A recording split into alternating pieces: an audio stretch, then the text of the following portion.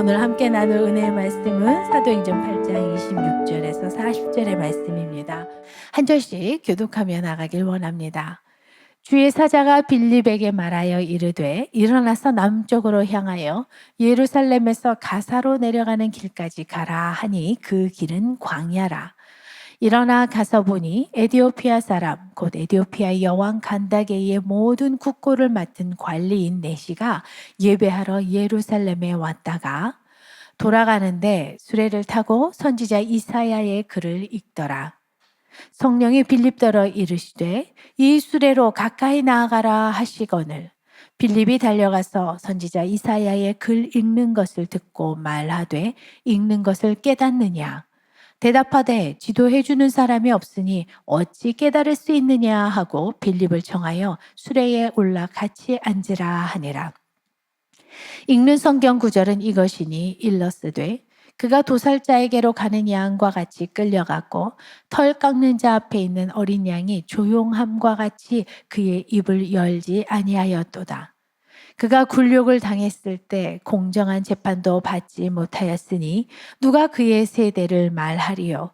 그의 생명이 땅에서 빼앗김이로다 하였거늘 그 내시가 빌립에게 말하되 청컨대 내가 묻노니 선지자가 이 말한 것이 누구를 가리킴이냐 자기를 가리킴이냐 타인을 가리킴이냐. 빌립이 입을 열어 이 글에서 시작하여 예수를 가르쳐 복음을 전하니 길 가다가 물 있는 곳에 이르러 그 내시가 말하되 보라 물이 있으니 내가 세례를 받음에 무슨 거리낌이 있느냐.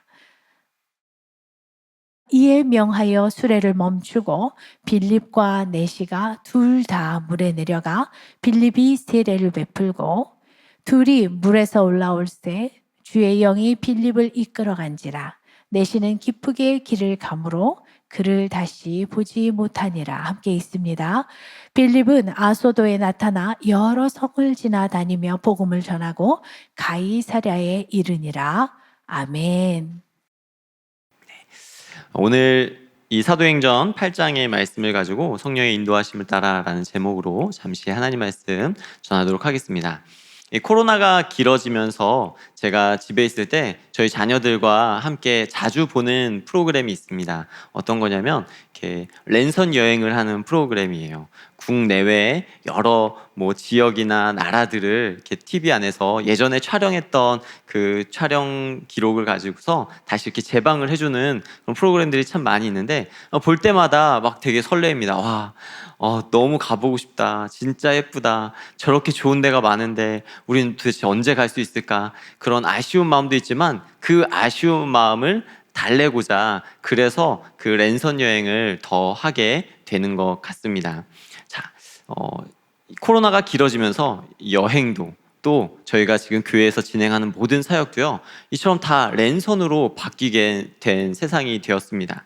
랜선으로 모든 것들을 하다 보니까 문득 지난 사역들이 참 많이 기억나는 것 같습니다. 지금 이제 8월 한창 뜨거운 시기인데 이때면은 정말 한국교회 모든 교회들이 영적으로도 가장 뜨거운 시기를 보내고 있을 때입니다. 각 교회별로 성경학교며 수련회를 통해서 우리 믿음의 다음 세대 아이들에게 하나님의 말씀을 전하고 기도를 가르치면서 하나님을 경험하게 하는 그 뜨거운 시간을 보내야 하는데 그러지 못해서 또 안타까운 마음이 크죠. 지난 사역들을 돌아볼 때 그때 우리에게 허락됐던 그 시간들이 정말 감사한 시간이었구나 하는 것을 다시 한번 되새겨보게 됩니다. 한편으로 그래서 많은 걱정을 사람들이 합니다. 코로나가 끝나도 이전처럼 회복할 수 있을까? 지금 같은 분위기라면은 코로나가 이제 어느 정도 끝났습니다 라고 해도 성도님들이 교회에 오지 않을 것 같은 그런 불안한 마음이 사람들의 마음 가운데 있는 것을 보게 됩니다. 또 코로나가 끝나도 이전처럼 교회 모든 사역들을 활발하게 할 수 있을까? 그에 대한 부담감도 찾아오는 것을 보게 되죠. 그러나 우리가 이미 알고 있듯이 이러한 걱정과 염려는 우리에게 아무런 유익을 가져다 주지 않습니다. 그렇다면 우리는 어떻게 해야 될까요? 여전히 우리 가운데 일하시고 계신 하나님은 지금 우리 가운데서 어떻게, 언제, 어디서 하나님의 때에 하나님의 일을 이루고 계시는가, 그것들을 바라볼 수 있는 영적인 안목, 믿음의 시선이 필요한 줄로 믿습니다. 오늘 이 말씀을 통해서 어떻게 하면 정말 이 힘들고 어려운 시기 속에서도 하나님은 하나님의 일을 계속하고 계십니다라고 믿음으로 고백할 수 있게 될지, 그 말씀을 한번 생각해 보기를 원합니다. 오늘 말씀의 배경은요, 예루살렘 교회에 임한 큰 박해로 인하여서 주를 믿는 많은 성도들이 유대와 사마리아 이 모든 땅으로 흩어지게 되었다라고 하는 일입니다. 핍박으로 인해 믿는 성도들이 함께 모여서 열심히 예배하고 기도하고 찬양하고 있다가 갑자기 다 산지사방으로 흩어지게 된 것입니다. 그 흩어지게 된 핍박의 날이 이제는 파송의 날이 되어서 어떻게 복음이 전파되는지 보여주고 있는 것이 바로 이 사도행전의 말씀이죠. 저는 이런 놀라운 말씀의 역사가 오늘 우리 가운데도 이렇게 동일하게 일어나게 될 줄로 믿습니다. 비록 오늘 우리는 함께 모여서 예배하지 못합니다. 함께 모였을 때 그 뜨거운 예배의 그 함성이 있었고 찬양이 있었고 기도가 있었지만, 그러지 못해서 뭔가 좀 답답하고 뭔가 좀 영적으로 처지는 것 같고 아쉬움이 많다라고 생각할지 모르겠습니다. 그러나 어쩔 수 없이 우리가 온라인으로 예배하는 이 시간, 하나님께서는 우리를 각 가정으로, 세상 속으로 더 깊이 우리를 파송하시는 그 파송의 시간인 줄로 믿습니다. 이 파송 속에서 우리가 어떻게 하나님의 일하심을 봐야 할까요? 제가 맡고 있는 지금 유젠 주일학교에서 온라인으로 성경학교와 이 수련회를 하다 보니까요, 자연스럽게 예전에 했던 수련회랑 이렇게 비교하게 되는 것을 보게 됩니다. 예전에는요, 성경학교나 수련회를 하면은 아이들을 한 장소로 다 불러 모았습니다. 이 불러 모으기까지가 조금 힘들었지, 모아놓고 나면은 거기서 마음껏 예배하고 찬양하고 기도시키면서 그 아이들이 은혜를 받았거든요. 그래서 아이들이 처음에는 막 억지로 엄마가 시켜서 막 억지로 이렇게 수련회 오고 성경학교 왔다가도요, 옆에서 찬양하는 애를 보면은, 기도하는 애를 보면은 가만히 있을 수는 없어요. 예. 혼자 그냥 멀뚱멀뚱 서 있긴 뭐 하잖아요. 그러니까 그냥 박수도 그냥 이렇게 그냥 치다가 한 이틀 지나고 나면은 적극적으로 같이 치면서 찬양하는 모습을 보게 됩니다. 기도도요, 처음에는 막 그냥 뭘 이렇게 기도를 길게 하면서 기도 시간이 그렇게 곤혹스러운데, 막 옆에 있는 애가 막 꺼이꺼이 울기 시작하면은 쟤는 왜 우는 거야? 이런 생각하다가도 자기도 모르게 다음 날에는 울면서 기도하고 하나님 만나고 그렇게 하나님을 인격적으로 경험하게 되는 그런 일들이 참 많았던 것 같아요. 그런데 온라인 수련회를 하다 보니까 그런 현장의 역동성이 일어나지 않아서, 그래서 저희 사역자들이 이게 참 아쉽다, 미처 생각해보지 못했는데 예전에 그렇게 막 모여서 기도했을 때 그 기도가 그렇게 힘이 있고 파워가 있어서 막 사람들을 변화시켰는데 하는 아쉬움이 좀 남았습니다. 그런데 또 막상 이 온라인으로 사역을 진행하다 보니까요, 또 하나님께서 이 온라인을 통해서도 부어주시는 감동이 굉장히 크다라고 하는 것을 보게 되었습니다. 이제 막 청년에서 또 부모가 되어서 어린 아이를 품고 그 아이와 함께 성경학교에 참여한 우리 청년 부모님들, 이 부모님들이 아이를 가슴에 안고 막 그 온라인상에서 눈물 흘리면서 아이를 위해 축복하고 기도하는 모습을 우리가 옆에선 보지 못하지만 화면 속에서 확인할 때 그 화면 속에 있는 모습만으로도 막 보는 이들로 하여금 마음속에 가슴을 뜨겁게 하는 그런 일들이 일어나더라라고 하는 것입니다. 예전에는 부모님들이 아이들 그냥 교회에다 데려다 놓고 맡기면 끝났습니다. 교회에 신앙 교육을 위탁하고 끝났던 거죠. 그런데 이제는 집에서 온라인으로 성경학교로 하고 수련회를 하니까 이 아이들이 무슨 말씀을 듣고 있는지 부모님이 더 빠르게 알게 됩니다. 아이들이 은혜 받은 말씀을요, 가정 안에서 나누는 거예요. 엄마 오늘 저 이런 얘기 들었어요. 아빠 오늘 저 이런 말씀 들었어요. 이 말씀은 이런 것 같아요 하면서 아이들이 더 자연스럽게 가정 안에서 자기가 받은 은혜를 부모님들과 함께 나누기 시작하더라라고 하는 것이죠. 예전에는 그냥 갔다 오면 끝이었는데 이제는 집 안에서 하니까 집 안에서 하나님께서 그렇게 나눔을 시작하게 하시는 일들을 보게 하였습니다. 또 예전에는 아이들이 찬양하다 보면은 이제 막 한참 커가는 사춘기 애들은 남의 시선을 막 신경을 써요. 내가 이거 손들고 찬양하는 거 나 이거 어떻게 생각할까? 막 이런 거 괜히 고민하거든요. 근데 온라인 상에서는 좀 광야 같긴 합니다. 좀 광야 같은 느낌이 많이 있어요. 혼자 찬양하는 것 같고 혼자 있으니까. 그런데요, 아이들이 더 하나님 앞에서 진정한 예배자로 예배하기 시작합니다. 어떤 느끼는 감정에 의해서가 아니라 누군가의 어떤 강요에 의해서가 아니라 자기가 자발적으로 하나님 앞에서 찬양하고 예배하면서 하나님 앞에 선 진정한 예배자가 되더라라고 하는 것이죠. 또 제가 맡은 이 S강남 공동체에는 저 밑에 지역에서도 온라인으로 새가족을 등록하신 많은 성도님들이 있었습니다. 그 성도님들이 처음에는 새가족 등록을 하시면서 이런 고민을 하셨다고 해요. 아, 과연 나를 받아줄까? 내 지역이 좀 이렇게 서울과는 거리가 있는데 과연 나를 등록시켜줄까? 받아준다고 하면 또 나를 어디로 보낼까? 사실 새가족 등록을 신청하는 그 과정에서부터 참 많은 고민을 하셨구나라고 하는 이야기를 듣게 되었습니다.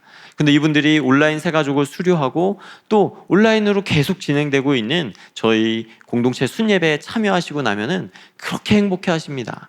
아, 이렇게 온라인 상에서 나를 받아주시고 또 함께 순 예배를 통해서 하나님의 말씀을 나누고 기도할 수 있는 공동체가 생기고 가족이 생겼다라고 하는 것이 너무나도 감사하다라고 하는 것이죠.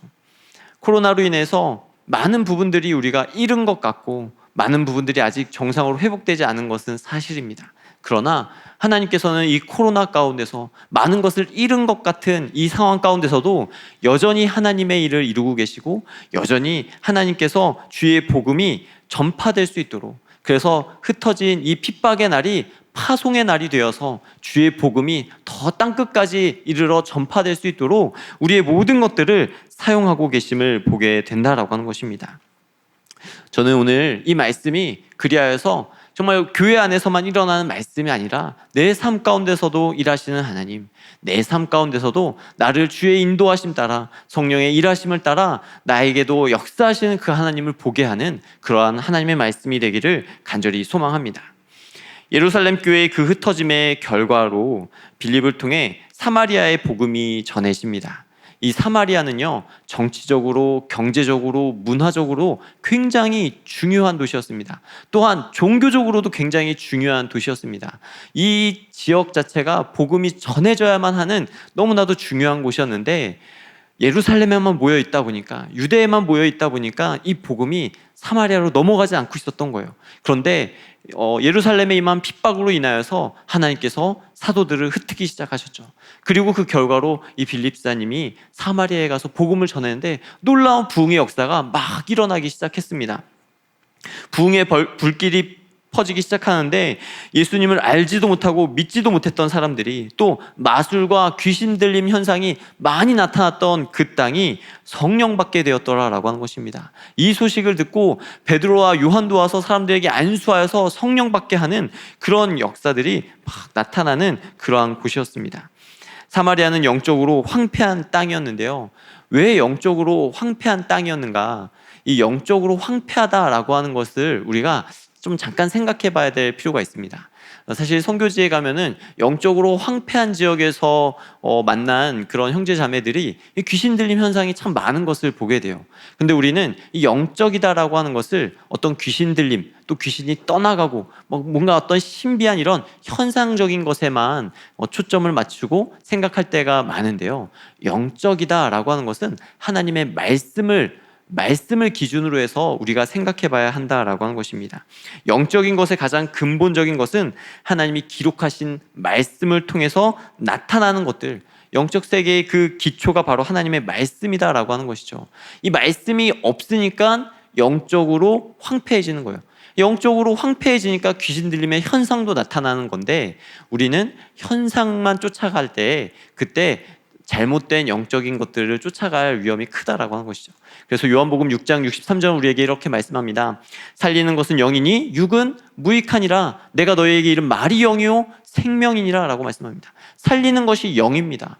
영은 하나님의 말씀이에요. 하나님의 말씀이 없으니까 자꾸 죽은 영들이, 악한 마귀들이 와서 그 지역을 점령하고 그 지역을 못 살게 구니까 안 좋은 현상들이 나타났더라라고 하는 것입니다. 그러면 반대로 하나님의 말씀이 채워지면 어떤 일이 일어납니까? 그냥 그런 현상들은 다 떠나가 버리는 거예요. 뭐 마술, 귀신 들림 뭐 이런 것들은 그냥 다 떠나가고 없어지게 되는 것을 보게 됩니다. 하나님의 말씀에 사로잡힌 사람이 어떤 한 지역에 가서 그 말씀 안에서 살아내기 시작하면요, 그 마을이, 그 공동체가 정결해지고 거룩해지고 밝아지게 되는 것들을 보게 되더라라고 하는 것입니다. 말씀을 빼놓고서는 우리가 생각할 수 없다. 이것이 바로 영적인 것의 가장 기초임을 우리가 생각하며 넘어가도록 하겠습니다. 빌립은 이처럼 영적으로 황폐한 땅, 이 사마리아에서 복음을 전했는데요, 이 말씀이 들어가니까 그 지역의 영적인 체질이 변하기 시작했습니다. 예수 그리스도를 내 삶의 주인으로 고백하고 받아들인 사람들로 인하여서 그 지역의 변화가 나타나기 시작했다라고 하는 것입니다. 그런데 그렇게 놀라운 부흥의 역사, 말씀의 역사가 나타나고 있는 가운데 오늘 본문 26절에서는 성령 하나님께서 이 빌립에게 새로운 미션, 새로운 길을 제시하시는 것을 보게 됩니다. 우리 26절을 다 같이 읽겠습니다. 주의 사자가 빌립에게 말하여 이르되 일어나서 남쪽으로 향하여 예루살렘에서 가사로 내려가는 길까지 가라 하니 그 길은 광야라. 주의 사자가 빌립에게 나타나서 광야로 가라 라고 말씀하고 계신 거예요.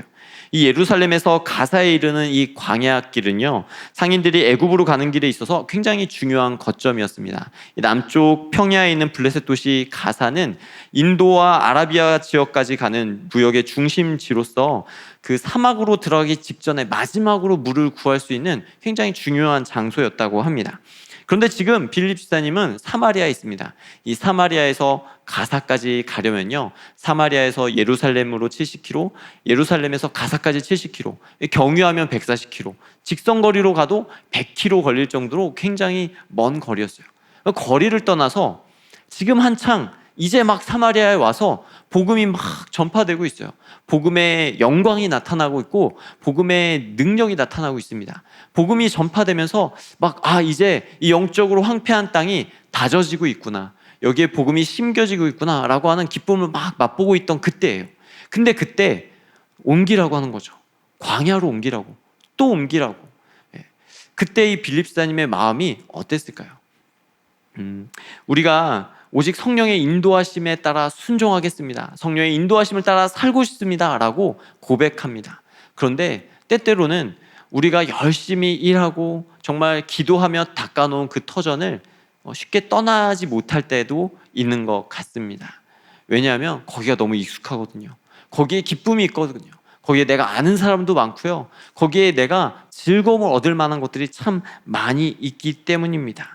그런데 주의 사자는 빌립에게 나타나서 한 번도 생각해보지 못한 곳, 한 번도 기도해보지 못했던 곳, 그러나 분명하게 말씀하시는 그곳으로 가라 하면서 빌립을 일으켜 세우는 모습을 보게 됩니다.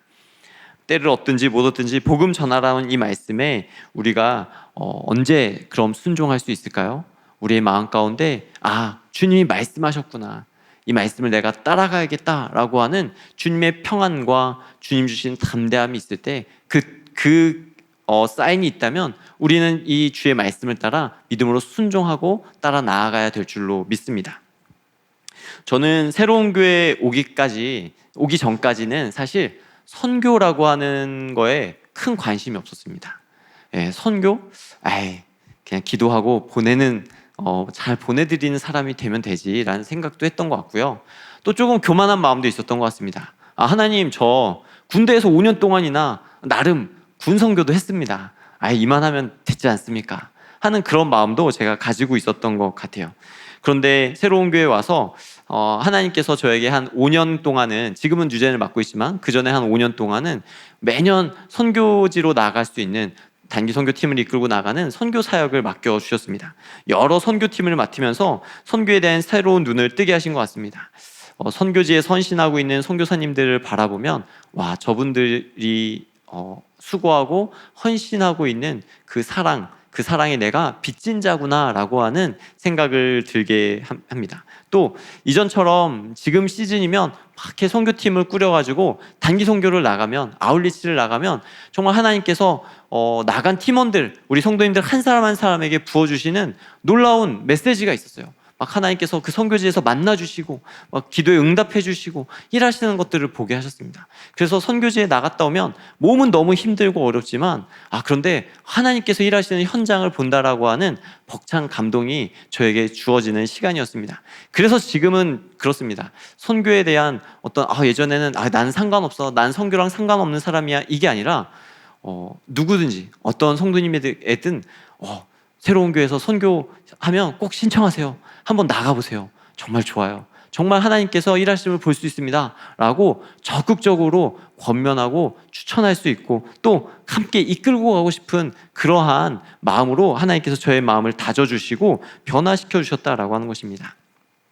특별히 이 기억에 남는 선교 사역 중에 하나가 이제 가장 마지막에 했던 2019년이죠. 19년에 인도네시아에 가서 했던 선교 사역이 참 기억에 남는 것 같습니다.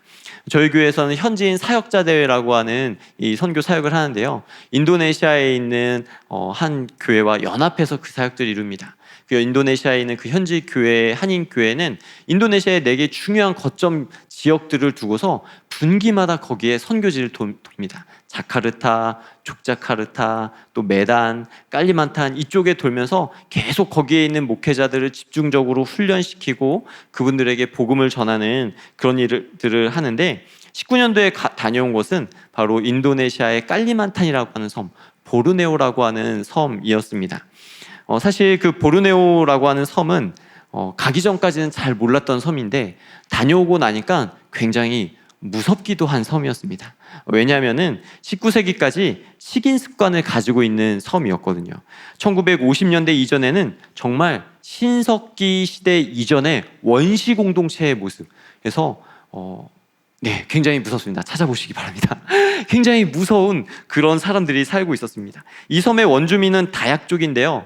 이 사람들이 굉장히 과격하고 잔인하기 때문에 인도네시아의 거의 한 90%에 달하는 그 이슬람 사람들조차도 이 다약족만큼은 포교하지 못했고 이 다약족만큼은 변화시키지 못할 정도로 굉장히 강한 강성과 잔인함, 과격함을 가지고 있었습니다.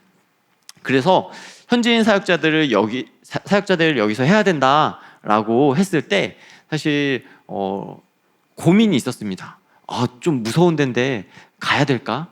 근데 또 우리가 주의 복음 들고 땅끝까지 가오리라 이렇게 믿음으로 고백하고 선포하면서 또 조금 무섭다고 그걸 안 가면 또 안 되지 않나 하는 그런 마음에 갈등이 있었습니다. 그래서 어찌됐든 그럼 한번 다녀는 와보자 하고서 리더십을 꾸려서 정탐 선교를 출발했습니다.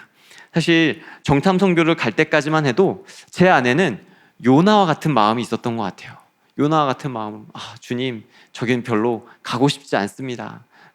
저는 걸로 가고 싶지 않습니다. 다른 데로 바꾸고 싶습니다. 그래서 그 정탐을 가서 웬만하면 안 되는 조건들만 눈에 잘 이렇게 파악해가지고 가기 힘듭니다. 지금은 때가 아닌 것 같습니다. 이렇게 말해야지 라고 좀 그런 계산하는 마음이 더 컸던 것 같습니다.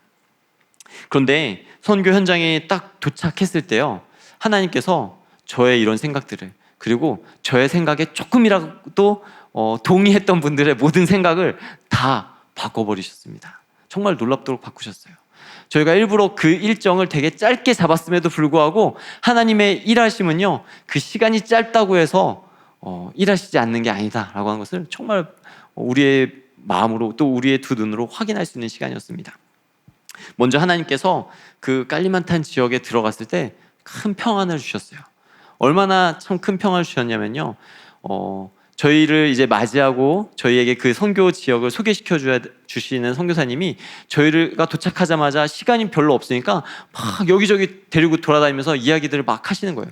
그러다가 얼떨결에 저희가 보트를 타고 정말 아마존 같은 그 강을 막 지나서 한 1시간 반을 막 들어갔어요. 들어가는데 처음에는 조금 무섭기도 하다가 근데 기대가 되기 시작했어요. 저 강 사이사이에 원주민들이 숨어있고 마을을 이루고 있다는데 저 마을에서 전도를 한다고? 저 마을에 교회가 세워지고 있다고? 참 신기하다. 어떻게 그런 일이 있을까? 하고 그 원주민들이 사는 마을로 들어가는데 너무 재밌기도 하고 평안하기도 한 거였습니다. 심지어 갔다가 돌아오는 길에 해는 거의 저물어서 정말 까마득해지려고 하는 그 시간대에 배가 고장나기도 했습니다. 배가 갑자기 멈춰버린 거예요. 근데 그때도 저희 리더십들은 너무 행복했어요. 이렇게 배도 멈추네 그러면서 그 순간순간에 하나님이 주시는 기쁨이 있었던 것 같아요.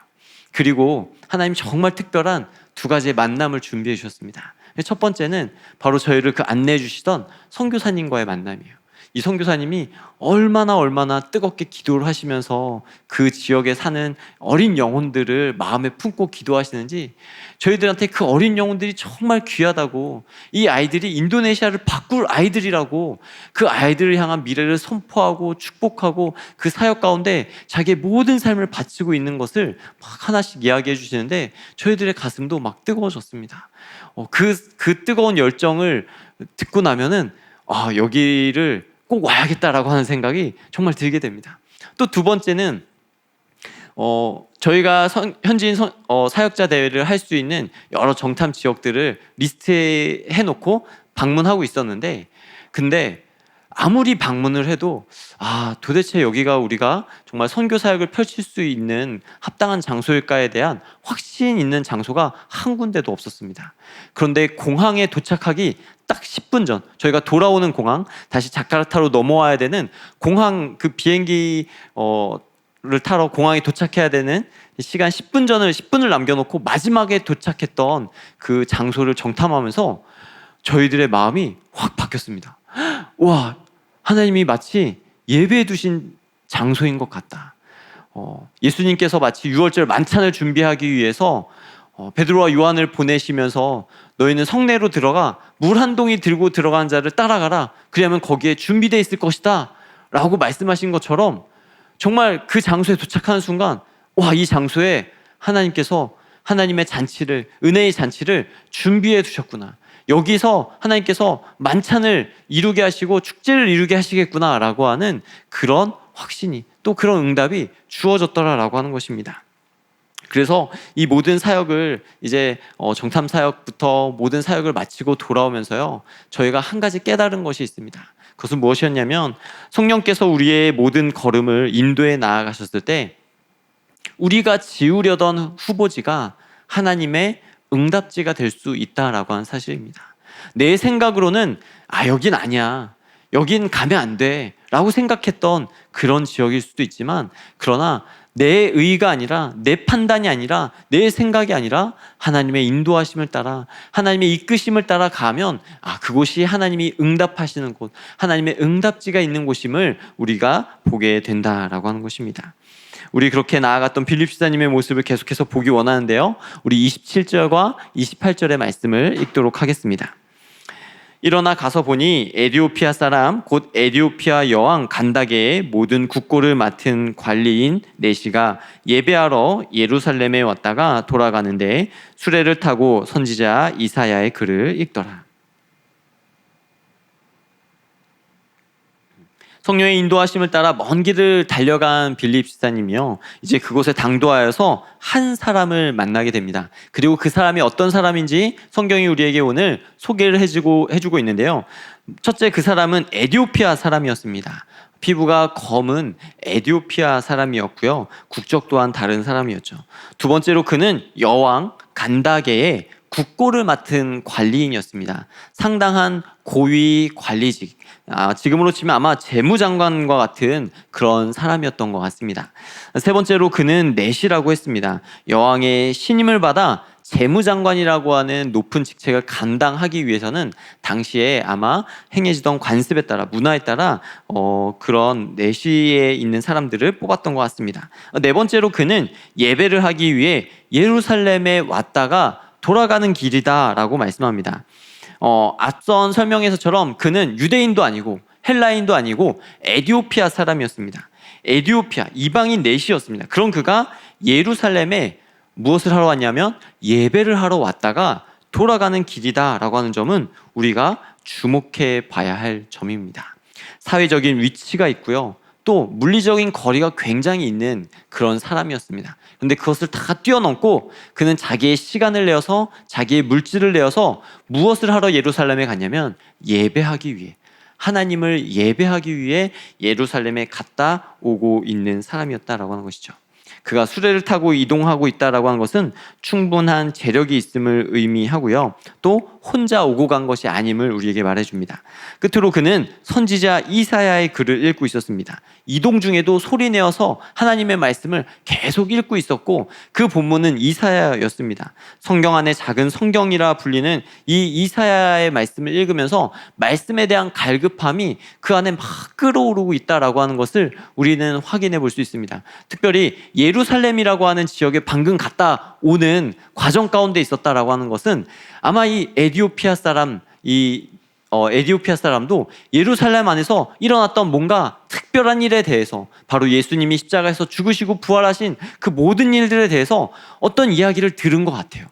정확하게 기록되어 있지 않지만 그것들을 듣고서 자기가 그토록 찾고 만나고 싶었던 하나님, 그 메시아에 대한 갈망, 영적인 갈급함이 그로 하여금 예배하러 갔다 오는 중에도 계속 말씀을 읽으면서 도대체 하나님은 지금 어디서 어떻게 일하고 계시는가? 하나님, 나를 좀 만나주세요. 내 안에 있는 이 영적인 갈급함과 이 답답함을 주님이 좀 해결해 주세요라고 하나님 앞에 아마 간절하게 기도하면서 그 성경의 말씀을 읽고 있었다라고 하는 것입니다. 그런 에디오피아 사람에게 성령께서 지금 어떤 일을 이루십니까? 사마리아, 저 먼 140km, 100km 이상 떨어진 사마리아에서 열심히 복음 전하고 있던 이 빌립 집사님에게 감동을 주시는 거예요. 빌립아, 거기 잠깐 내려놓고 저기 광야길로 가봐라. 광야길로 가봐라. 라고 하면서 하나님께서 이 에디오피아 사람을 만나게 하시려고 준비시키고 계셨다라고 하는 것입니다. 한마디로는 빌립을 또 다른 선교지로 이동시키고 보내고 계신 장면이시죠. 아까 처음 말씀드렸던 것처럼 우리에게는 핍박의 날이지만, 우리에게는 환난의 날이지만 하나님께는 이미 파송의 날이었고 그 파송이 시작되었음을 보여주는 것입니다. 빌립이 여기까지 가서 에디오피아 사람에게 복음을 전했다는 것, 이것은 사도행전 1장 8절의 말씀, 바로 예루살렘과 온 유대와 사마리아와 땅끝까지 이르러 주의 말씀을 전하라 라고 하는 말씀이 우리에게 이렇게 이루어지고 있습니다 라고 하는 것을 사도행전이 우리에게 보여주고 있는 것입니다. 지역을 넘어, 문화를 넘어 예수 그리스도의 복음을 전하는 것, 그 복된 소식을 전하는 것, 그것이 바로 우리 교회가 이루어야 될 사명이고 또 우리 크리스천이 이루어야 될 사명이고 또 그것이 우리 모두가 우리의 가슴 가운데 새겨야 될 사명이다라고 하는 것입니다. 그리고 그것을 이끌어가는 것은 바로 성령 하나님이십니다. 성령의 인도하심, 성령의 감동하심에 따라 우리가 순종하며 나아갈 때 하나님께서 우리 가운데 그 일들을 이루어 가시는 것을 계속해서 보여줍니다. 우리 29절과 30절의 말씀을 읽도록 하겠습니다. 성령이 빌립더러 이르시되 이 수레로 가까이 나아가라 하시거늘 빌립이 달려가서 선지자 이사야의 글 읽는 것을 듣고 말하되 읽는 것을 깨닫느냐. 빌립은요, 성령님의 음성에 즉각적으로 반응하여서 이 에디오피아 사람 네시에게로 달려갑니다. 그리고 이 에디오피아에서 온 사람도요, 빌립만큼이나 정말 멀리서 달려온 사람이었기 때문에 아마 만나자마자 뭔가 복음을 막 전하고 또 나누고 그런 싶은 마음도 막 많았을 텐데, 그러나 이 빌립 그리고 에디오피아 사람 네시도요, 자기들에게 임하신 그 성령께서 우리로 어떻게 이 일들을 이루어 가시는지 참 성령의 인도하심 가운데 민감하게 맡기고 반응하고 순종해 나아가는 것을 보게 됩니다. 그래서 지혜가 충만한 빌립 지사님은 성령 하나님보다 앞서 나아가는 법이 없었다라고 하는 것이죠. 그렇게 성령께서 가까이 나아가라, 그냥 지나가는 사람 보고 저 사람인가 하고 가서 덥석 잡고 말하는 게 아니라 그 마음 가운데 기도하며 기다리고 있다가 하나님께서 저 사람에게 가까이 나아가라 라고 하셨을 때 가까이 나아가서 보니까 정말로 하나님의 말씀을 막 읽고 있는 거예요. 그리고 그 읽는 내용을 듣다가 너가 읽고 있는 것을 깨닫느냐라고 질문을 던진 것이죠. 우리가 성령 하나님께서 우리에게 무엇을 보게 하셨는가, 그리고 그것으로 나에게 어떤 일들을 맡기기를 원하시는가, 이것을 생각하는 것이 참된 영적인 생각이다라고 믿습니다. 내 앞에 어떤 놀라운 신기한 신비로운 현상들이 나타나는 것을 우리가 바라는 것이 그런 것이 영적인 것이 아니라요. 하나님의 말씀을 읽고 묵상하는 가운데 있을 때 그때 하나님께서 성령 안에서 나에게 말씀하시는 것이 무엇인가 그것들을 생각해보고 그것들을 묵상해보고 그리고 또 내가 그것을 한 걸음 한 걸음 어떻게 순종하며 나아갈 수 있을까 이것들을 기억하는 것이 바로 영적인 생각, 성령의 생각이다라고 하는 것입니다. 오늘 이 에티오피아 사람 네시에게 가서 빌립이 복음을 전하는 모습을 이렇게 묵상하면서 읽다 보니까 제가 예전에 전도사 사역을 할 때 우리 선생님들과 함께 이렇게 전도 훈련을 많이 했던 그 일이 기억이 났습니다. 선생님들한테 이 주일 예배 사역이 끝나면은 오후 시간에 아파트 그 지역 돌아다니면서 뭐 전도지와 또 아이들 줄 뭐 선물 뭐 먹을 거 간식 같은 거 주면서 우리 전도합시다라고 이렇게 하면서 전도 훈련을 막 많이 한창 했었어요. 근데 이 전도 훈련을 하자고 하면 어떤 반응이 나오는지 아십니까? 우리 선생님들의 표정이 굉장히 어두워지십니다. 굉장히 막 불편하게 저를 쳐다보십니다. 꼭 해야 돼요? 이거 꼭 해야 되는 겁니까? 하는 그런 마음이 있어요. 아이들에게 복음을 전하는 게 또 복음을 전하며 다니는 이 전도가 사실 우리에게는 굉장히 큰 영적인 부담감입니다. 해야 하는 것을 알지만 또 나가서 전할 때 뭐 때로는 핍박을 받기도 하고 사람들에게 따가운 눈초리를 받기도 하니까 하고 싶지 않은 생각도 드는 거예요. 그래서 누군가 이렇게 어두운 분위기 속에서 안 좋은 시나리오를 하나 꺼내면 여기저기서 딱 그 안 좋은 시나리오에 하나씩 얹어서 요새 누가 노방 전도를 하고 길거리를 전도를 하냐고, 요새 누가 이렇게 아이들한테 복음 전하냐고. 그때 또 제가 사용했던 게 글 없는 책이라고 하는 거였어요. 그때가 한 20년 전이니까요. 그때는 굉장히 탁월한 전도지였습니다. 네, 글 없는 책 한번 띄워주시면, 사진이 준비되어 있으면 띄워주시고요. 아니면 나중에 한번 꼭 찾아보시기 바랍니다. 네, 바로 이겁니다. 네, 황금색부터 시작해가지고 검은색, 빨간색, 흰색, 그리고 마지막 녹색으로 마무리하는 이 글 없는 책을 가지고서 이렇게 나가요. 우리 선생님들한테 이걸 어떻게 활용해야 되는지, 어떻게 아이들한테 접근해야 되는지 알려주고 이걸 가지고 복음을 전하라고 합니다. 처음에는 막 싫어요, 못하겠어요 하고, 또 어떤 분들은 가서 아이들 나눠줄 선물이나 뭐 이런 간식 같은 것만 얼른 휙 그냥 나눠주고 그냥 돌아오기도 하시는 그런 분들이 있었습니다. 그런데 그러다가 어느 한 날 딱 한 선생님이 이 복음을 전하고 들어오셔서 너무 얼굴이 해같이 밝고 기쁘신 거예요. 그래서 전도를 했구나, 반드시 했구나 라는 생각을 가지고 어떻게 전도하셨냐고 그랬더니 굉장히 기쁘게 이런 이야기를 나눠주셨습니다. 제가 가서 남자 형제들 두 아이들에게 이 글 없는 책으로 복음을 전하고 그 아이들이 이 책 이야기를 듣고 예수님을 영접했습니다. 그리고 이 아이들을 교회에 나오라고 했는데 이 아이들이 부모님에게 허락을 받아야 된다는 거예요. 그래서 허락을 맡아야 되니까 부모님한테 같이 가서 말해달라고. 상당히 부담스럽죠. 아이들이 복음만 받아들이고 끝났으면 참 좋은데 부모님한테 허락까지 받아달라고 이 주일학교 선생님을 끌고 자기 집으로 간 거예요. 이 선생님이 그때부터 아마 굉장히 두려웠을 거예요.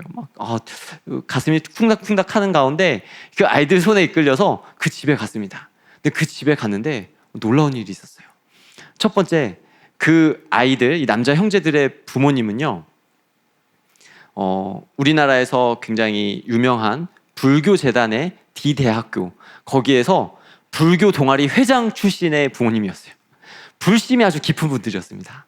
불심이 아주 깊은 분들이었는데 이분들이 갑자기 어떤 낯선 남자 선생님의 손에 이끌려서 우리 아이들이 돌아온 걸 보니까 얼마나 놀랐겠어요.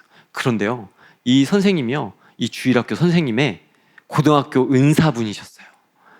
고등학교 선생님과 제자가 만난 거예요. 너무 놀랐죠. 아니, 우리 아이들을 왜 이 선생님이 데리고 왔으며 도대체 무슨 일이 있었는가.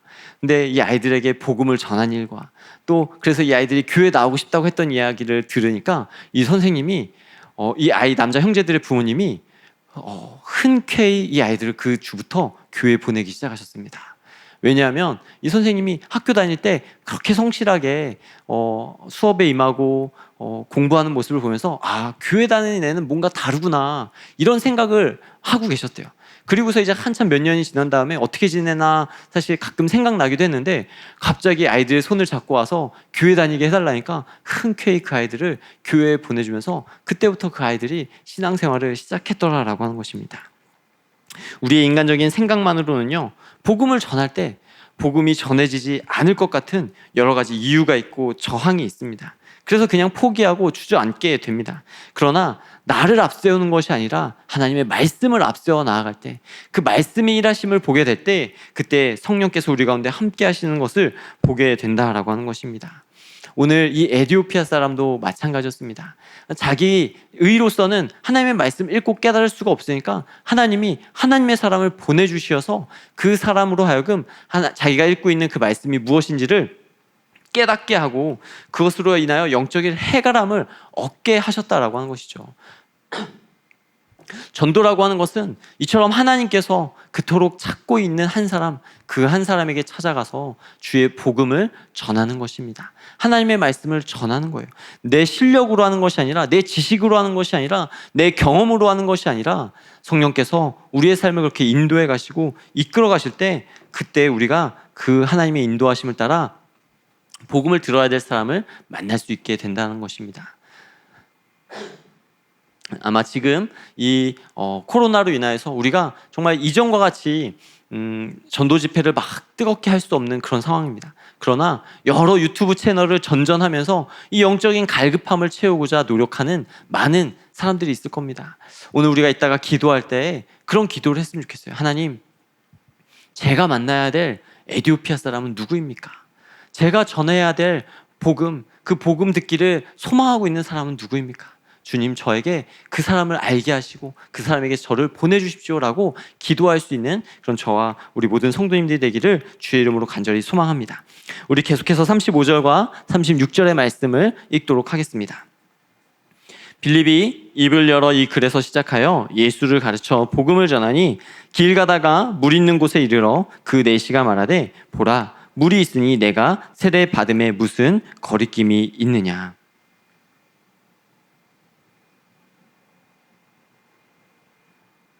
35절 말씀은요, 빌립이 이 글에서 시작했다라고 말씀합니다. 이 글은 바로 에디오피아인이 읽고 있던 글이죠. 이사야 53장이었을 것이다 라고 학자들은 이야기를 합니다. 바로 고난받는 종에 대한 예언의 말씀이었던 것이죠.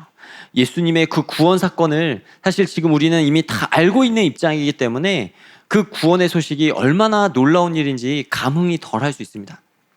그런데 앞서 말씀드린 것처럼 이 영적인 갈급함, 정말 살아계신 하나님을 만나고 싶고 그 하나님께서 이 땅 가운데 이 고난받는 종에 대해서 예언하고 약속하신 이 메시아를 기다렸던 이 에디오피아 사람에게 있어서 예수님에 관한 소식은요, 정말 마른 가뭄의 단비와 같은 소식이었을 것입니다.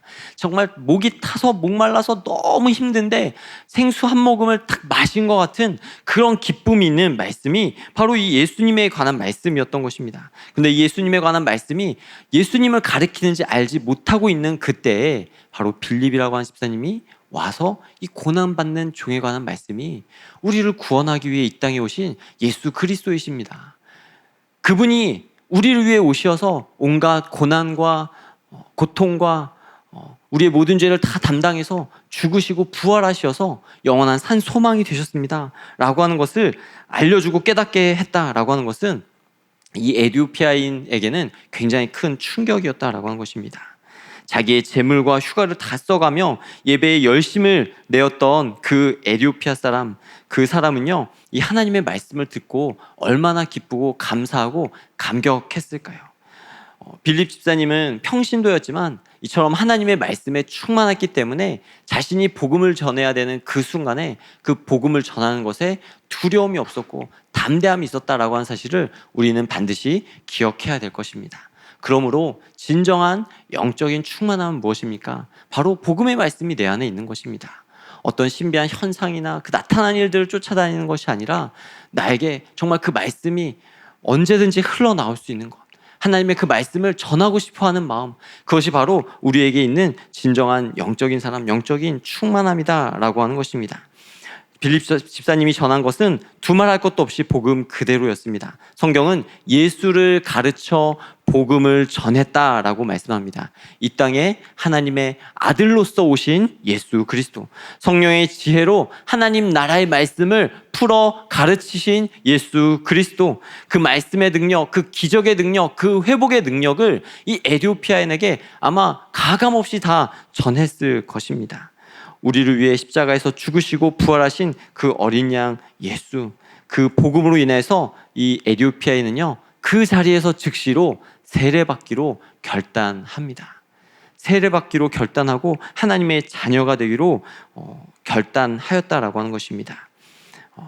빌립은 인간의 이성으로는 다 준비할 수 없고 계획할 수 없는 이 복음을 전하는 일에 자신의 삶을 내어 드렸기 때문에 이처럼 하나님의 그의 삶을 인도해 가시고 이끌어가는 것을 보게 됩니다. 저는 이 시간 오늘 말씀을 마무리하면서 이러한 우리 마음 가운데 도전이 주어졌으면 좋겠습니다. 우리도 성령의 인도하심을 따라 살아가고 싶지 않습니까? 우리도 성령의 인도하심과 그 이끄심이 내 삶 가운데서 일어나는 것을 언제든지 보고 싶어 합니다. 그런데요, 그러려면요, 빌립 집사님처럼 우리도 하나님의 말씀으로 충만한 사람이 되어야 되고, 빌립 집사님처럼 우리도 성령의 인도하심, 특별히 복음을 전하기 위해서 우리의 삶을 드리는 것에 우리의 마음을 다 해야 된다라고 하는 것입니다. 나의 욕심을 채우기 위한 것이 아니라 내가 원하는 기도의 응답을 받기 위해서 하나님 내 기도에 응답해 주세요, 하나님 내 기도에 성령의 인도하심이 있게 해주세요, 이게 아니라 하나님이 원하시는 것은 무엇일까? 하나님이 바라보고 계신 영혼은 어디에 있을까? 하나님께서 찾고 싶어하는 그러한 일들이 무엇입니까? 라고 하는 것을 우리의 마음 가운데 품고 있을 때, 그때 성령께서 우리의 삶의 걸음과 그 방향들을 너무나도 자연스럽게 인도하시고 이끌어 가시는 것들을 보게 된다라고 하는 것입니다. 빌립에게 있어서 어쩌면 한 번도 가본 적이 없는 이 광야의 길을 성령님께서는 가라라고 말씀하셨고, 그 가라 말씀하신 광야의 길에 하나님이 앞서가서 그의 만나야 될 사람들을 준비하셨고 또 그 만남을 주도해 가셨다라고 하는 것입니다. 우리 인간적인 생각만 가지고 가면은 모든 것이 다 낯설고 두렵고 주저할 수밖에 없는 것들입니다. 이해할 수 없는 것들입니다. 그런데요, 내 뜻이 아니라, 내 생각이 아니라 성령의 인도하심과 이끄심을 따라갈 때, 그때 그곳에서 우리는 하나님의 일하심을, 하나님의 살아계심을 보게 된다라고 하는 것입니다. 주님의 부르심은 우리가 복음을 전하는 자리에서, 그래서 복음을 전하는 자리에서 가장 선명하게 깨달아짐을 믿습니다. 성령의 인도하심은 끊임없이 우리를 복음을 전하는 자리로 인도하시고 이끄시는 줄로 믿습니다. 왜냐하면 복음을 전하는 그 자리에서 성령님을 경험하게 되고요, 복음을 증거하기 때문입니다. 여러분, 내가 누군가 복음 전하고 싶었는데, 근데 정말 기도하면서 복음을 전했을 때 예수님을 믿기로 결단하고 또 그렇게 예수님을 영접하는 모습을 보면요, 정말 살아계신 하나님을 고백하게 됩니다. 저 사람이 저렇게 예수 믿을 줄은 나는 생각도 못했는데, 내가 생각한 시간, 내가 생각한 시나리오가 아니라 하나님이 준비하신 대로 그 복음이 전해지기 때문입니다. 하나님의 비밀인 예수 그리스도를 깨닫게 하시기 때문입니다. 그리고 그 안에 있는 지혜와 지식의 보화의 그 귀한 것들을 사모하게 만드시는 모습을 보면 우리는 살아계신 하나님을 보게 되는 것입니다. 그런 주의 복음을 사랑하고 그 주의 복음을 땅끝까지 전하는 저와 여러분이 되기를 주의 이름으로 간절히 축원합니다. 이 코로나의 어떠한 위험 가운데서도, 또 어떠한 상황 가운데서도 이것이 우리의 흩어짐의 날이 아니라 우리를 파송하신 파송의 날임을 믿고, 우리가 이때에도 뜨겁게 기도하며 하나님의 뜻을 구하는 우리 믿음의 성도들이 되기를 간절히 소망합니다. 기도하겠습니다. 사랑의 하나님, 우리를 주의 자녀로 부르시고 하나님의 사랑받는 자녀로 택하여 주시고 또 은혜 부어 주시니 고맙고 감사합니다. 신실하신 하나님, 날마다 우리가 주의 도우심 따라 주님과 함께 한 걸음 한 걸음 전진하며 나아가기를 원하오니, 또 그 믿음의 걸음을 통하여서 하나님의 뜻을 이루며 하나님의 나라를 이루어가며 주의 복음 전하기를 소망하오니, 주님, 우리의 마음에도 불붙는 복음의 열정을, 불붙는 하나님 말씀의 열정을 허락하여 주시옵소서. 그리하여서 그것으로 인하여 기쁨이 멈추지 않게 하여 주시고, 그 복음으로 인하여서 우리의 가슴이 늘 성령으로 충만하여 수 있도록 주님 도와 주시옵소서. 그렇게 우리의 삶 가운데 날마다 새 일을 이루시고 날마다 새 역사를 구원의 새 일을 이루어 가실 주의 이름을 높여 찬양하오며 이 모든 말씀 존귀하신 우리 구주 예수님의 이름으로 기도합니다. 아멘.